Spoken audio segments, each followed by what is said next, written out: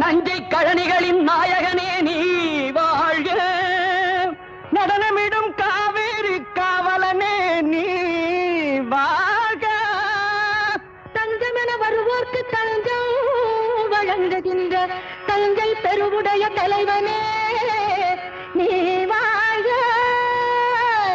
பெஞ்சமரில் வெற்றி கண்டு அஞ்சலிக்கும் மக்களுக்கோர் பின்னுயர் பெரிய கோயில் தந்த வீரராஜராஜ